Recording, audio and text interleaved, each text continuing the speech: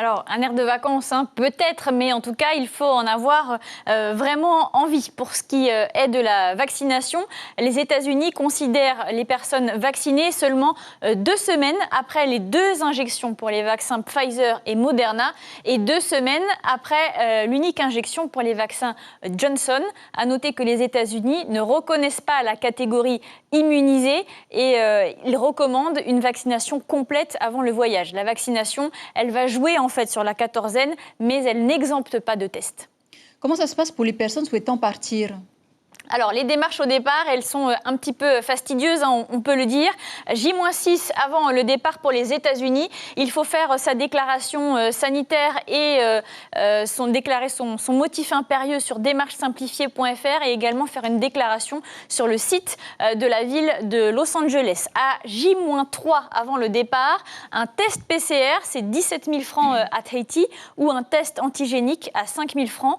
À noter qu'il y a un stand dans l'aéroport de Tahiti Fa'a, donc il est possible de réaliser ce test antigénique le jour du départ.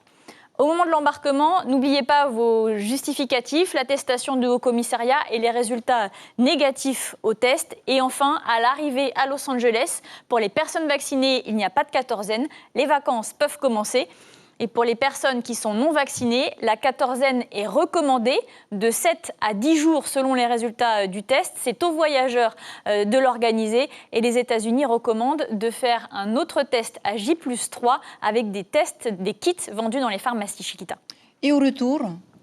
Alors, au retour, c'est toujours un petit peu fastidieux, j'ai envie de dire. Donc, entre J-3 et J-6 avant le retour à Tahiti, le formulaire ETIS à remplir en ligne et toujours à J-6, le retour, la déclaration toujours sur démarchesimplifiée.fr pour déclarer son statut sanitaire et son motif impérieux.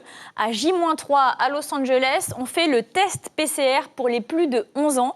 À noter que dans le parking qui est face à l'aéroport de Los Angeles, il y a 3 centres de dépistage qui proposent des résultats sous 24 heures et les tests PCR coûtent $125.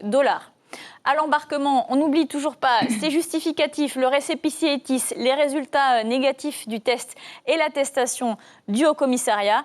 Et enfin, à l'arrivée à Tahiti, pour les personnes qui sont vaccinées, il n'y a pas de quatorzaine. Le test antigénique à l'arrivée et l'autotest à J+4 pour les plus de 6 ans.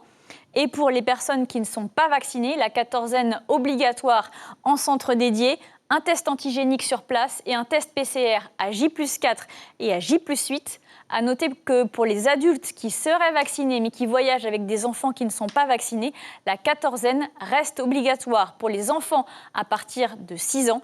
Enfin, il est conseillé de souscrire à une assurance voyage avant de partir.